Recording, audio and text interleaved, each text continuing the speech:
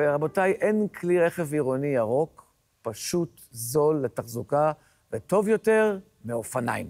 בין אם אתם רוצים לקפוץ לסידורים, להגיע לפגישות, או סתם ככה לחלץ עצמות, אופניים הם פתרון מצוין לשינוע בעיר בכל עונות השנה, במיוחד במזג האוויר האופייני לישראל. מבחינת אופניים מדויקים לצורכי הרוכב, והיא לא דבר פשוט, ולכן נגיד שלום לאביחי אדרי, בעלים של אופני אדרי, שיסביר לנו איך עושים את זה נכון. שלום לך יקירי. שלום וברכה. שמע, קח תחת מקצוע, צריך להתאים. אז בוא, איך בוחרים את הכלי הנכון לכל אדם ואדם? מי שאין לו באמת, גם כל שלום לכולם. שלום לכולם. מי שאין לו הרבה ידע בתחום, אז רצוי מאוד או להתייעץ, או לבוא לבן אדם שבאמת שיודע את העבודה. כמוך, אתה פסיכולוג של אופניים. אפשר להגיד, גדלתי על זה. כן. ושבעצם כל השאלות וההסברים, לתת לו על מנת שידע באמת להתאים לו את הדבר המתאים לו. וואי. למה? כמה זה כבר מסובך? תגידי, יש פה עניין. אבל אני באה להרים לו להנחתה פה.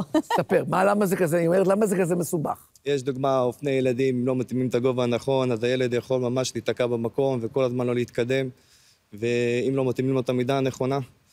ויש דוגמה, אופני נוער, שאם לא מסבירים דוגמה אופן השימוש הנכון בהילוכים, אז יש כל מיני תקלות וכל מיני בעיות, שרשרת נופלת.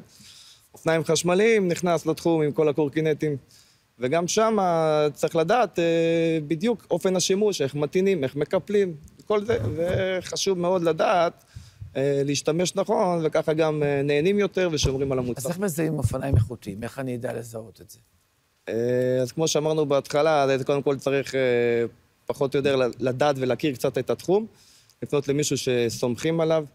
מה צריך להסתכל? מה אני צריך להסתכל? מה אני צריך לראות? אם זה דוגמה אופניים חשמליים, אז אפשר לראות את המפרט הטכני שלהם, שזה כולל איזה הילוכים יש להם, איך הבלמים שלהם, הברקסים, סוללה חשוב מאוד. יש כאלה דוגמה שרוכשים מוצר שהוא זול, ואחר כך מתאכזבים, דוגמה מה... חשוב להשקיע באופניים איכותיים. חשוב מאוד. חשוב. כן. אם רוצים ליהנות באמת, ושהמוצר יספק את הצרכים שלנו, אז חשוב לקחת משהו שבאמת יענה על הצרכים וישרת. תן לי איזה ככה דוגמה, זה סיפור מרגש שאתה מהחיים האישיים שלך על האופניים. האמת שיש הרבה סיפורים, אבל אחד מהם, אבא שלי פתח את החנות הרי לפני שאני נולדתי, בסוף שנות ה-70, והגיע לה איזה לקוח, וביקש לרכוש אופניים לילדים. אני מנסה להתאים להם את האופניים, ומיד ככה הוא אומר לי, מה שתגיד, אנחנו לוקחים.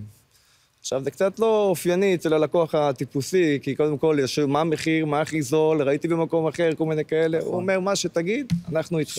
איזה יופי. תוך כדי שאני מכין להם את האופניים, אז מסתבר שהוא היה ילד קטן, אז הוא גדל עם צרכים, ככה היה ילד מיוחד, אפשר להגיד, לא ילד רגיל, והוא מאוד מאוד רצה אופניים. הוא ניסה אפילו לשכנע את ההורים שלו, וההורים שלו אמרו לו, תשמע, אתה יש לך... לא הכי מתאים לך, אתה יכול ליפול, יכול לקרות דברים לא טובים. הוא התעקש, וממש שכנע את ההורים שלו, רק בוא נבוא ונראה. אז הם הגיעו לחנות של אבא שלי, אני לא יודע באיזה גיל אני הייתי, ואבא שלי ראה שזה לא ילד רגיל, וניסה מאוד לעזור לו ולהתאים לו את המוצר הנכון, שיתאים לו, ולראות בכלל אם זה שייך בשבילו, אם הוא יכול באמת לרכוב לבד. כי זה מה שהוא רצה, להיות כמו כל החבר'ה. כן. ואבא שלי ביקש מההורים שלו שישמרו לו לחנות, ורץ אחריו לחצי שעה בחוץ, וחזר לחנות כמובן, שהוא כבר, ברוך השם, יודע לרכוב על אופניים. ואז הוא סיפר לי שהוא היה קטן, היה לו הרבה חוסר ביטחון, והוא תמיד ככה לא היה בטוח בעצמו. והדבר הזה, הוא אמר לי שזה ממש נתן לו ככה מסר לחיים של להאמין בעצמו, ולדעת שאם אנחנו ממש רוצים משהו, אז אנחנו יכולים להשיג אותו. כל הכבוד, אז אתה ממש ממשיך את דרכו של אביך, האופניים, אתה רואה, ממש משנים את חייו של ילד, אז עכשיו עוד מעט יום כיפור, אני יודע שמה לעשות, אנשים קצת לעיתים, לוקחים את זה גם לאופניים, אז מי שכבר עושה את זה, מקווה שלא יעשו, אז לפחות שזה אופניים בטוחות, טובות, שיקנו אותם אצלך. אתה גם נותן עם כל הלב והנשמה. תודה רבה, מר אדרי הצדיק, כל הכבוד לך. תודה רבה לך.